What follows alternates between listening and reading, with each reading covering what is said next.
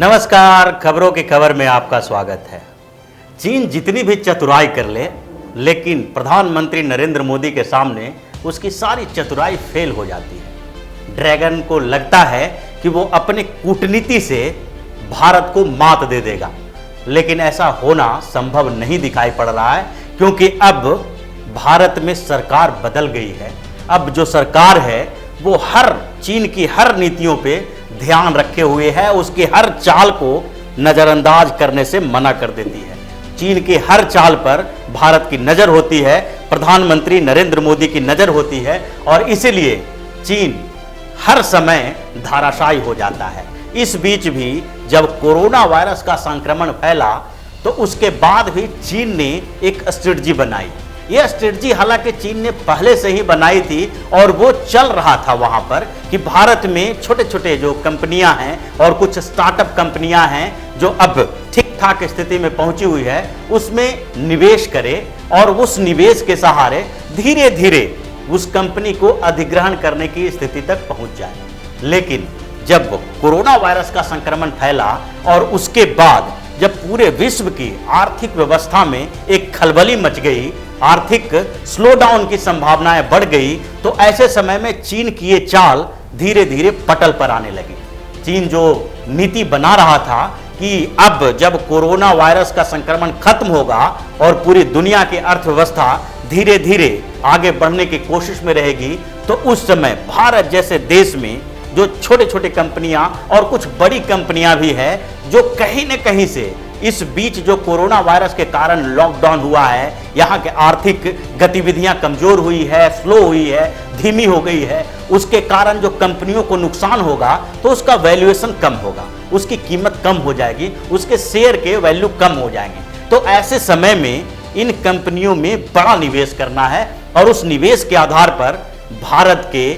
कई कंपनियों का धीरे धीरे अधिग्रहण करना। अधिग्रहण करने का मतलब ये नहीं है कि पूरी तरह से वो उन कंपनियों को खरीद लेगा, बल्कि उसमें निवेश 50% से ऊपर होने के बाद उसका ऑनरशिप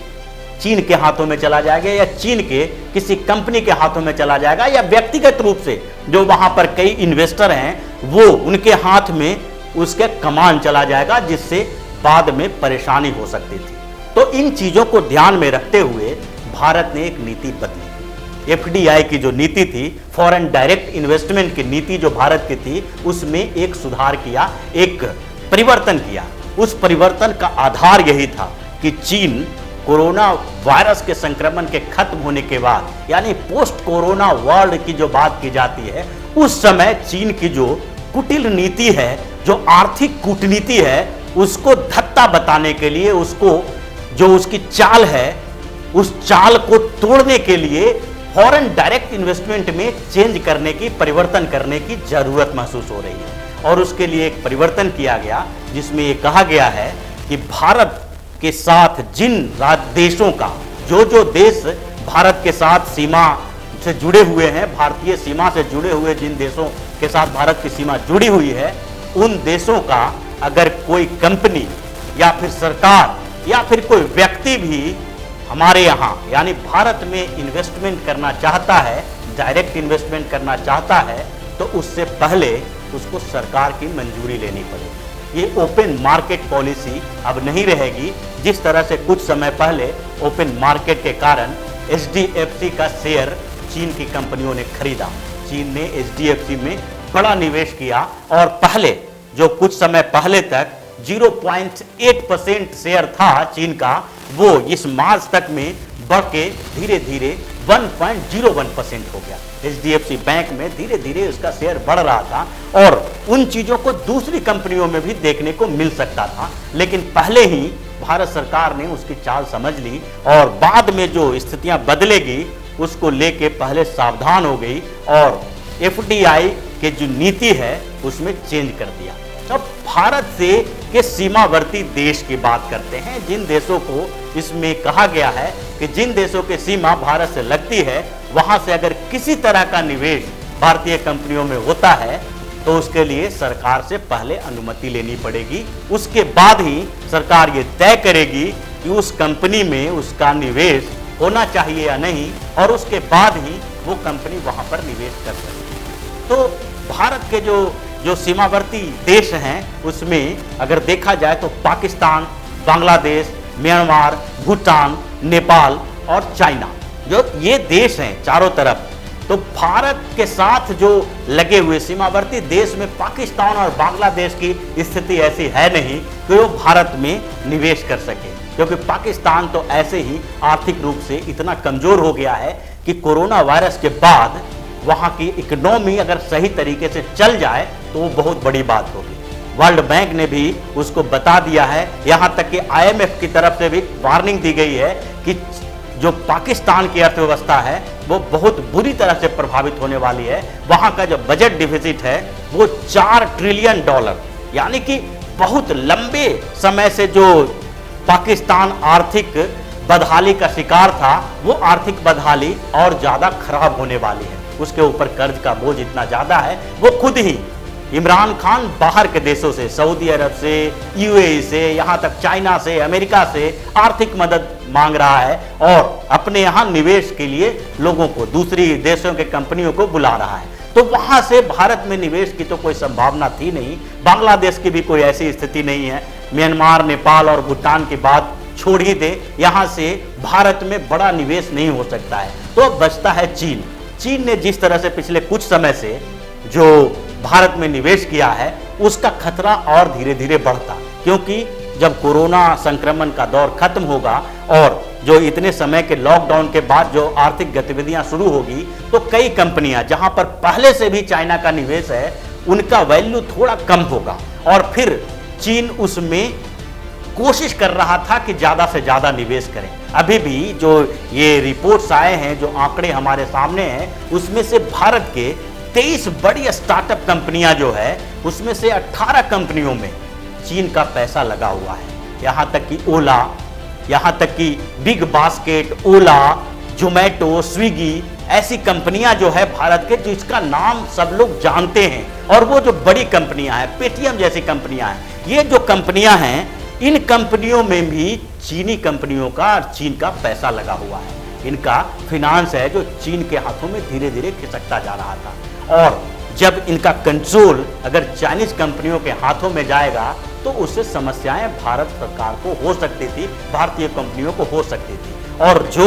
वो इसमें इन्वेस्टमेंट का बढ़े स्तर और 50% से ज़्यादा इन्वेस्टमेंट चाइना का हो जाए, अगर ओपन मार्केट हम छोड़ देते कि कोई भी FDI फॉरेन डायरेक्ट इन्वेस्टमेंट कर सकता है, कोई कंपनी कर सकती है या फिर कोई व्यक्ति भी है जो वहाँ पर इन्वेस्ट कर सकता है, तो ऐसे में जो चीन की अलग अलग कंपनियां यहाँ पर इन्वेस्ट करती, उन कंपनियों में इन्वेस्ट करती और उसके बाद वो इकट्ठा होके फिर बाद में इन कंपनियों पे कंट्रोल रख सकते थे। तो इसके लिए ही ये FDI की नीति में बदलाव किया गया है, और ये जो नीति है उसका ड्राफ्ट जो तैयार किया जा रहा है, जो बदलाव किया गया है, उसमें सिर्फ इतना ही नहीं है कि चीन की कोई कंपनी, चीन का कोई व्यक्ति या चीन की सरकार की जो सरकार की कंपनियां हैं, वो कोई भी यहाँ पर जब निवेश करता है तो उसके लिए अनुमति की जरूरत है। इसके अलावा अगर चीन की कोई कंपनी अमेरिका में है, चीन की कोई कंपनी सिंगापुर में है, मलेशिया, मॉरिशस में, किसी दूसरे देश में है, या चीन के किसी व्यक्ति का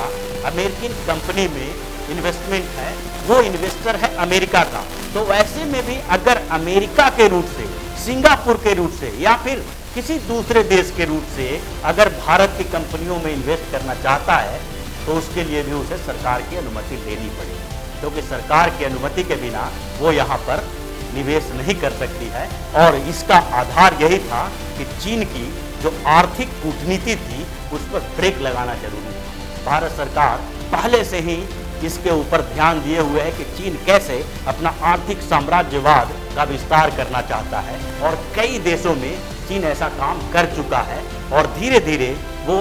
भारत के आसपास के देशों को भी अपने कब्जे में लेना चाहता है, वहाँ के आर्थिक गतिविधियों पर नियंत्रण लेना चाहता है। अगर आजकल के समाज में आज की जो समस्याएं हैं, वो सबसे बड़ी समस्या यही है कि अगर आर्थिक गतिविधियों पर किसी देश का कंट्रोल हो जाता है तो वहाँ के नीति निर्माण में भी उसकी बड़ी भूमिका हो जाती है, क्योंकि आर्थिक गतिविधियाँ ही वहाँ के नीति निर्माण में सहायक होती है, उसको निर्धारित करती है। अगर पॉलिसी मेकर्स जो हैं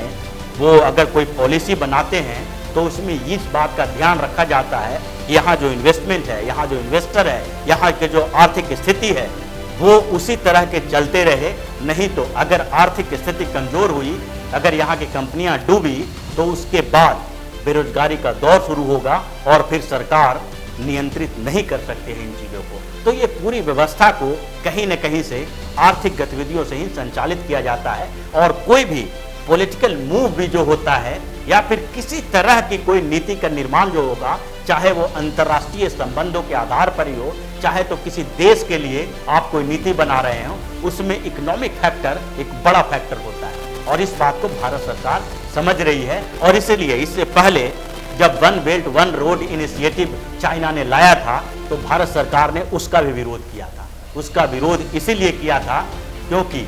जो चाइना पूरे एशिया से यूरोप तक जो एक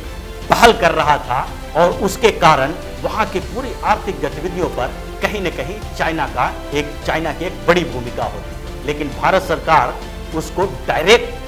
किसी तरह से उसके खिलाफ नहीं जा सकती थी और इसलिए आर्थिक आधार पर नहीं बल्कि सिक्योरिटी के आधार पर उस ओबोर परियोजना का भारत सरकार ने विरोध किया। और इसके बाद अब जो इन्वेस्टमेंट पॉलिसी में चेंज किया गया है उसका आधार भी चीन की उस चतुर आर्थिक कूटनीति को समझ के और उस कूटनीति को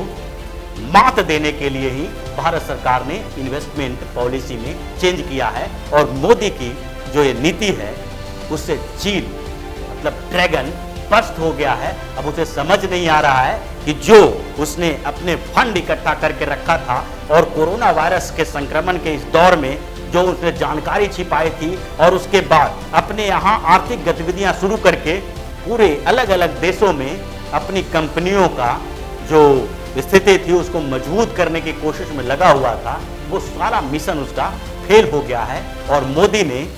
चीन को मात दे दिया है, ड्रैगन को मात दे दिया है। और दूसरे देशों के साथ जो मोदी की जो दूसरे देश के प्रतिनिधियों के साथ बैठकें हो रही है, बातचीत हो रही है, जो उनकी टेलीफोनिक वार्ता हो रही है, उसमें भी इसका एक काट निकाला जा रहा है कि किस तरह से जो चीन से अलग अलग देशों की कंपनियां वहां से बाहर निकलेगी। तो उसके लिए भारत एक अपॉर्चुनिटी है, भारत में उस अपॉर्चुनिटी का इस्तेमाल किया जाए और यहाँ पर उन कंपनियों को एक जगह दी जाए ताकि जो लो कॉस्ट लेबर के लिए जो चाइना जाते हैं या फिर जैसे कम संसाधन और कम